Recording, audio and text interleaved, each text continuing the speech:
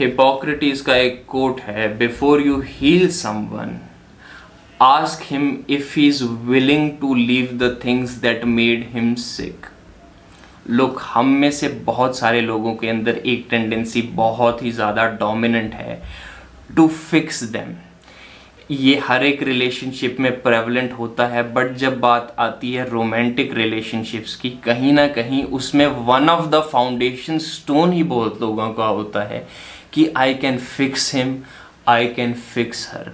And ये चीज़ आगे जाके फ्यूचर में बहुत ही ज़्यादा प्रॉब्लमेटिक होती है, चाहे किसी भी तरह का रिलेशनशिप क्यों ना हो। और आज इस वीडियो के अंदर हम कुछ पॉइंट्स डिस्कस करने वाले हैं कि क्यों ये प्रॉब्लमेटिक होगी, और वीडियो के एंड में एक कंक्लूजन, एक पर्सपेक्टिव देने वाला हूँ कि कैसे आप इस चीज़ को ठीक कर सकते हो।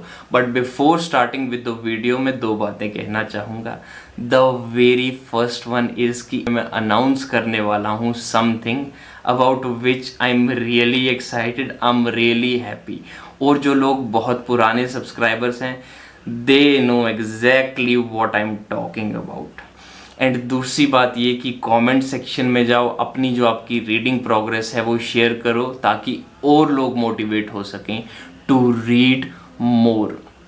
Now beginning with the video, आज के पॉइंट्स में थोड़े डिफरेंट वे में प्रेजेंट करना चाहूँगा, क्वेश्चंस के फॉर्म में, ताकि आप लोग उन पॉइंट्स के ऊपर सोचो और कहीं ना कहीं फिर एग्जीक्यूशन भी थोड़ी सी पॉसिबल हो सकेगी। Beginning with the very first question, जो इस कोट के साथ काफ़ी रेजोनेट करने वाला है, do they even want to change.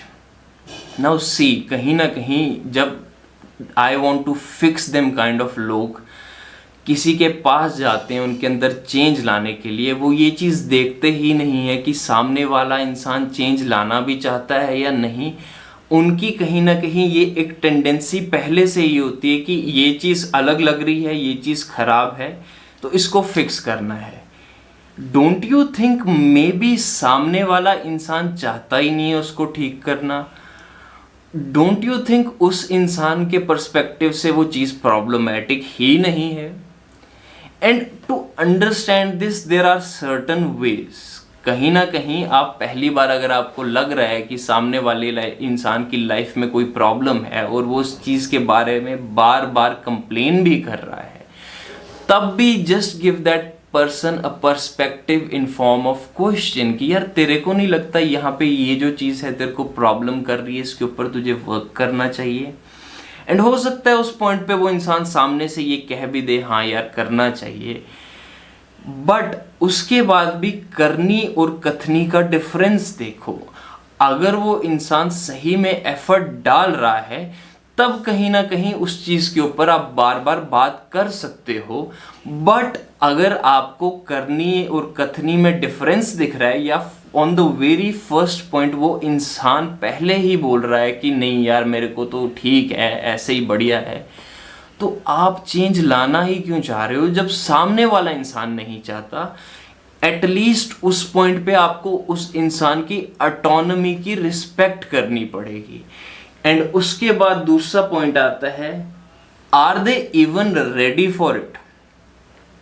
क्योंकि कहीं ना कहीं हमें सही में पूछना पड़ेगा, वो जो इंसान आपके सामने है, क्या उसकी जिंदगी में इतने तजुर्बे आए हैं? क्या उस इंसान की इतनी इंटेलेक्चुअल बैंडविड्थ बनी है?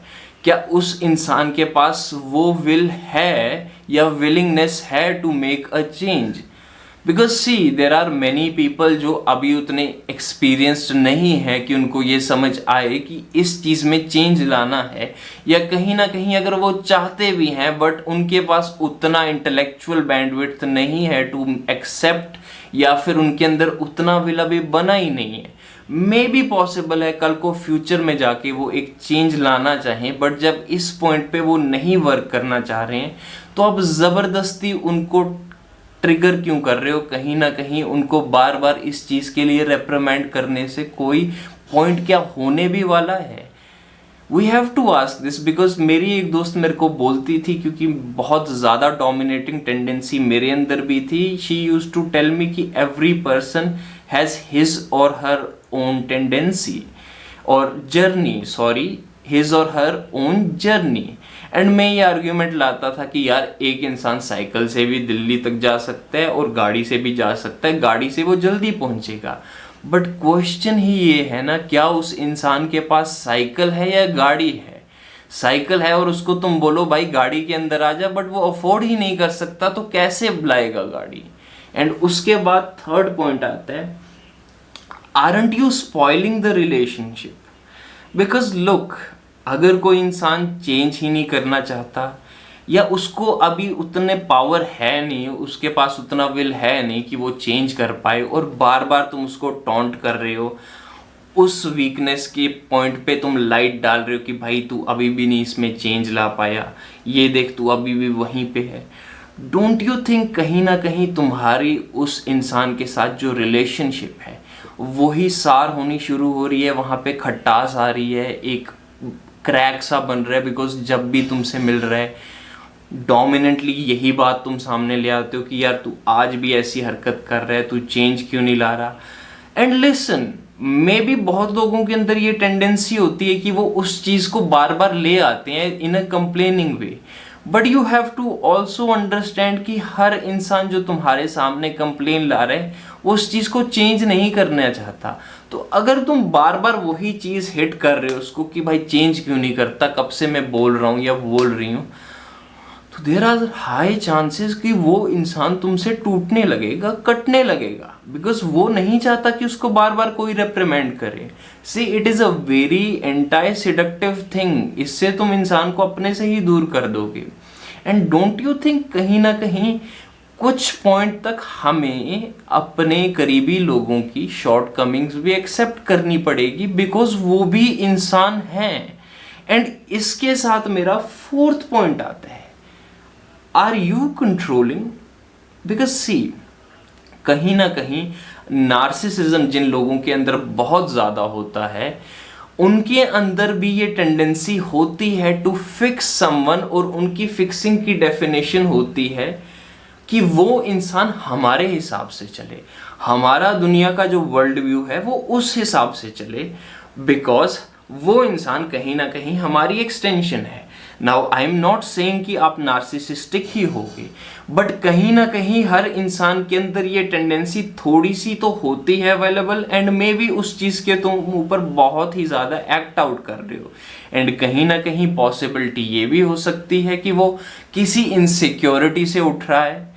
You have to ask yourself, कहीं ऐसा तो नहीं है कि तुम लोगों को फिक्स करने का, उनको इम्प्रूव करने का सिर्फ अपने आप को बहाना दे रहे हो, बट कहीं ना कहीं तुम उनको कंट्रोल करने की कोशिश कर रहे हो। And I know this is a bitter pill to swallow, but मैंने भी की है। एंड जब हम इस चीज़ को एक्सेप्ट करते हैं तो कहीं ना कहीं हम इस चीज़ में चेंज लाना शुरू कर सकते हैं। सो ask your self this question, and the very last question is, are you projecting your own inadequacies? Because let me tell you one thing, कहीं ना कहीं मैं बहुत ही फ्रस्ट्रेटेड रहता था कुछ एस्पेक्ट्स में कि मैं वहाँ पे चेंज नहीं ला पा रहा हूँ, and I felt that this is a very noble pursuit कि हर इंसान को अपने आप को इवॉल्व करना चाहिए। बट कहीं पॉइंट्स पे जब मैं खुद शॉर्ट कमिंग्स में फेल हो रहा होता था, कहीं एस्पेक्ट्स जहाँ मैं खुद एक्सेल नहीं कर पा रहा, वहाँ पे बिटरनेस आती थी मुझ पे, सेल्फ एक्सेप्टेंस नहीं आती थी, तो वही चीज़ मैं बाहर लोगों में भी प्रोजेक्ट करना शुरू कर देता था on those very same aspects जिनको मैं खुद कंट्रोल नहीं कर पा रहा, वही चीज़ मैं लोगों पे प्रोजेक्ट कर रहा हूँ कि भाई तेरी ये चीज़ सही नहीं है, यहाँ पे डिसिप्लिन ला। बट क्वेश्चन ये आता है कि क्या वो प्रोजेक्शन तो नहीं है? बिकॉज सी, कई बार इंसान सेंस ऑफ इनएडिक्वेसी को कवर करने के लिए दूसरे इंसान के ऊपर वो चीज़ प्रोजेक्ट करना शुरू कर देता है, because he feels, I don't know, subconsciously कि इस तरह से चीज़ें फिक्स हो सकती हैं। एंड क्योंकि खुद में नहीं हो पा रही तो वो फ्रस्ट्रेशन के साथ दूसरों के ऊपर प्रोजेक्ट होना शुरू हो जाती हैं। तो ये 5 क्वेश्चन तुम्हें पूछने पड़ेंगे अपने आप से, और कहीं ना कहीं अगर लास्ट 2 क्वेश्चंस के साथ, and I know those are brutal question, तुम कहीं पे भी रिलेट कर पा रहे हो, तो पॉसिबली पर्सपेक्टिव ये आता है, मे बी हमें अपने ऊपर पहले काम करने की ज़रूरत है। और जब मैं बोल रहा हूँ अपने ऊपर काम करने की, तो मैं ये नहीं बोल रहा कि हमें अपने आप को फिक्स करने की ज़रूरत है।